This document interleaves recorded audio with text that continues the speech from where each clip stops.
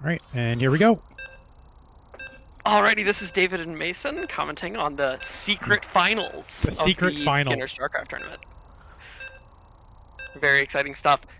As you all know, I had an early first round exit from the casual tournament, Very. and David is our resident expert. I came in too late to participate, but I'm very excited to see what will happen in this secret final. We have the orange Protoss, D Memes B D Dream. I believe that is Jago. It is. And Stands we for have Dank Memes, Big Dreams. we have the purple Zerg. Yumo Poppy is the NWI. And yeah, it's upside down, I believe. Oh, okay. That's the kind of next level three-dimensional thinker we're working with. That's yes, very interesting names, and we have an early probe scout from. Oh, that's interesting. This is something you see the low-level bots do. So would you call this a big strat? I'm honestly wondering if we might see a cannon rush from Jago here. That was a very early probe, so it remains to be seen whether it is just for information or if we're going to see a little cheese for the first time in the okay, I like that. What are cannons particularly good at? Why would you rush someone with well, cannons are normally defensive buildings, but if we see an early forge, and so far we're not seeing that, but if... Oh, and he's hiding the probe. You know, this smells a lot like a cannon rush to me. And what's this building? No, that's a gateway. But he is building a proxy pylon. He's building a pylon close to the Zerg's base, so we're definitely seeing some early aggression. And, yep, there's the forge. So I believe we're seeing... Now wait, that big glowing purple thing, isn't that like a base or something? Yes, that's the Zerg's natural expansion, and we're going to see Jago build the cannons in right next to his base, basically. We're seeing some very early cheesy aggression. Can Henry see that pylon and that probe right now? I believe that he cannot. Nope, here's Henry's point of view, and he cannot see that probe and pylon, so as soon as that forge finishes, and it is finished, we should see this probe here. Yep, there he goes. And he's going to put down a cannon. Looks like it was canceled. He's going to put down a cannon, and there it is. Let's see. Oh my god. Henry can see it now. 3 cannons. Oh my goodness.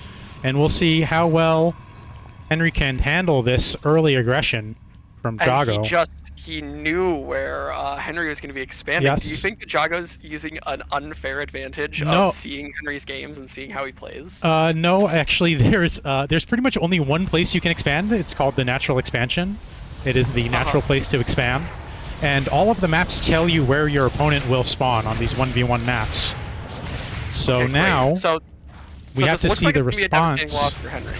Well, Henry's definitely going to lose this natural expansion. It all depends on how he responds. So, if we were to see a Roach Warren and some more queens from Henry, and he is doing a good job of retreating his queen there.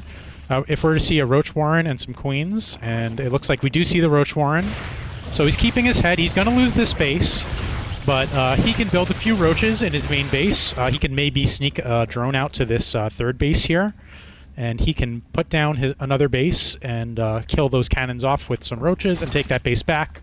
It could be just a temporary setback, and it looks like we do not see any kind of follow-up aggression from Jago. So okay, so that was Jago's big play early, but it looks like he's got a ton of minerals building up. So is he just not doing a very good job expanding? He is not doing a great job of spending his money. He has stopped producing workers, so even though he took out that base, he's only ahead by on workers by a little tiny bit. So this is actually a very even game. I know it looks bad, and here comes some zealots from Jago. So there will be some follow-up aggression.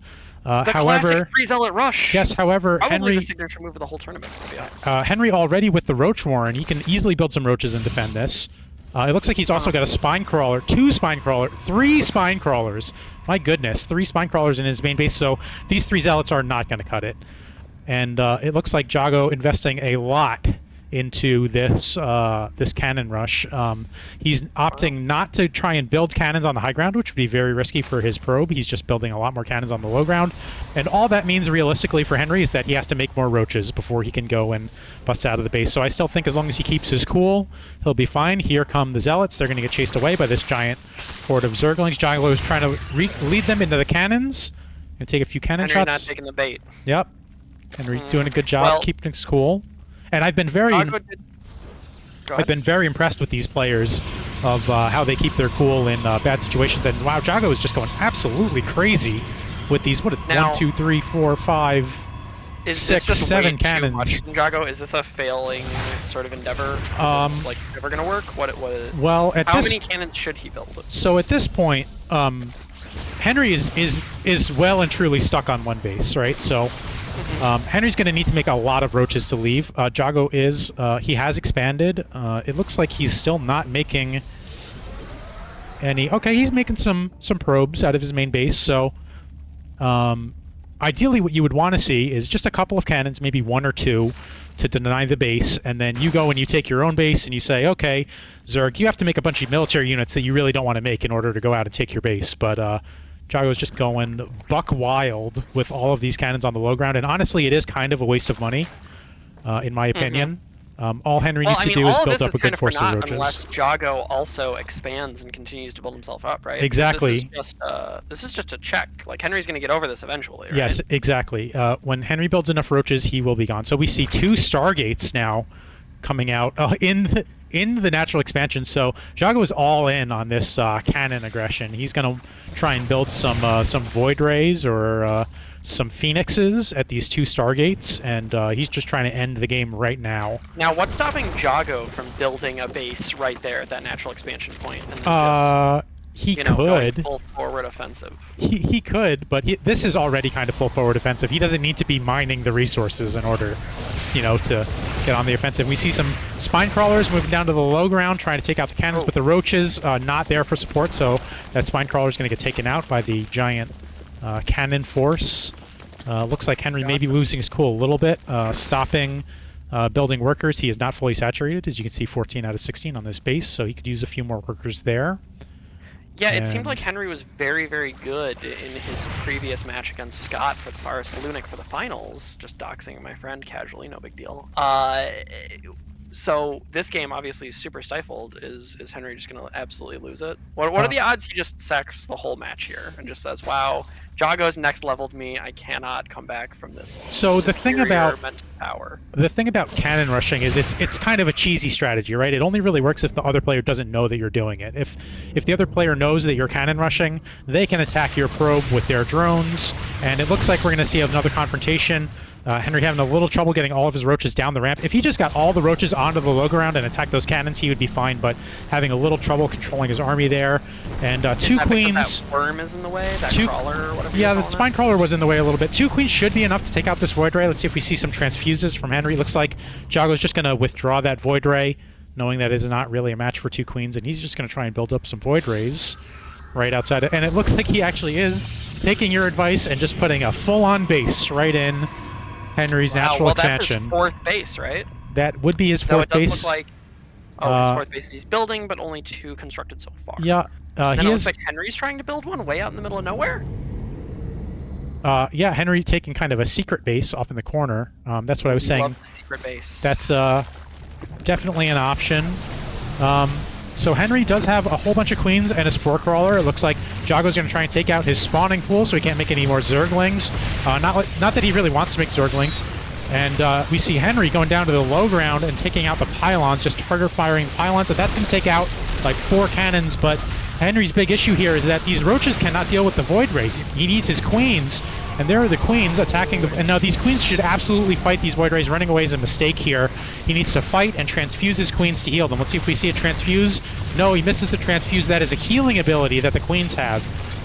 So he's trying to lead them away so that his roaches presumably can win the ground fight up there, right? That is a very fair, very good observation. However, there are still more Void Rays back here in his natural expansion that he just cannot deal without any queens. And now we see all of the queens have fallen, and there are only spore crawlers, and actually a spore crawler taking out a Void Ray. So... Yeah, we saw Henry use a bunch of flying units in his previous match. Is that just not an option for him to build? Yeah, he's too far away from that tech right now. He didn't have time to build up to that for Zerg. It takes a little while. You need to build a spire, and you need to have lair tech. It looks like he's just target firing down these pylons. Now the pylons are nice because when you turn the pylons off, you turn the cannons off. Exactly. Now that all the pylons are destroyed, the cannons cannot shoot anymore. All of the cannons are done. Does Jago have some probes around? I assume if he destroys the probe, the pylon. Yes. then he could get a worker, rebuild the pylon, turn the turrets back on, right? Yes, Jago does have a probe down here that Henry has not killed. Henry really needs to be making more queens. He needs more queens, or he needs to take some of these spur crawlers from his main base and move them down here to kill this last void ray. It looks like he's going to lose. It looks like this is going to be about the end of Henry's army. Yeah. He's just losing all of his workers to this one void ray. Okay, but Jago, huge mineral supply in the back, right? Has he just not been building anything while he micros this forward base? Yes, Jago has definitely been concentrating on controlling these void rays to kill these roaches, and he has fallen behind on his production. Now, previously in the tournament, we've seen a ton of players have a real hard time engaging in combat while also developing and building more armies. That is a very difficult part of playing StarCraft 2, and Henry has done a good job of defending his mineral line with the spore crawler. I really think he needs to take some of these spore crawlers that are over here and just move them. Just get them. They can get up and walk around. Just pick them up and walk them down here to this natural expansion and chase this void ray away. And then he'll be able to finally take his base and catch up a little bit. But maybe he doesn't know. He might not. He might not know that he can pick up the spore crawlers and move them around. It looks like Jago should have a big advantage from the way a lot of this is going. Do you think he's like going to be able to leverage that advantage? Like he's got 3 bases, Henry's got 1. Yes, Jago is definitely firmly ahead at this point. Henry's still not having rebuilt any of his queens. He's running low on resources in his main base. He might just get starved out of this game. Interesting. Okay, so what does Jago have to do from this point to just solidify this victory and turn it into a win streak? All he needs to do is build up a big army in his main base. Looks like he does not have that many production buildings. All Jago realistically needs to do is build like, I don't know, like 3 or 4 more gateways and a robotics facility. Just build up an army. You know, maybe get to like 130 supply, and then just go and just bulldoze Henry, and that would decisively end the game. I gotcha. Well, Henry's got his core base that he's been able to keep intact, and he's got his secret base off to the right. Yes, he does. He is mining from his secret base. What does a win realistically look like for Henry? What can he do from this point to claw his way back into it? So he definitely... I think he needs to take another secret base, maybe like down here. He needs to be able to make a whole bunch of drones. It looks like he's doing a little roach counterattack. We'll see how Jago deals with that. 5 roaches, not... I mean, there's not a lot of defense here for the Protoss. We have 5 roaches versus 3 zealots, and here comes some roach backup. That's a lot more zealots coming in. Holy this could be really good for Henry, this roach counterattack. Let's see how much damage he can get done. And what's happening back here at the base? We have the Void Ray just chasing roaches around. That's pretty funny. We have the roaches target firing down the pylons, and here comes the Stalkers to defend. How are roaches and the Stalkers? Roaches and Stalkers are about even, I think. Stalkers maybe a little more damaging. Roaches a little cheaper, but pretty even matchup. But the Void Rays, again, a huge problem for Henry, not having any anti-air units, not having any queens to defend his roaches from the Void Rays, and he's going to have to retreat. Yeah, we saw in his match against Lunik that the Roach Rush was kind of his signature move. I think all of his games were basically over by this 13-minute mark. Even when he was getting savagely attacked by Scott in the final game, he basically was able to come back with a lot of roaches. And at this point, Jago with Mass Void Ray. We have 7 Void Rays out on the map, and Henry with only 2 queens. Now Henry's in legitimate danger of losing the game outright. Wow. Let's see, what do we have back here? We have 3 more roaches. That's not going to help against all of these Void Rays.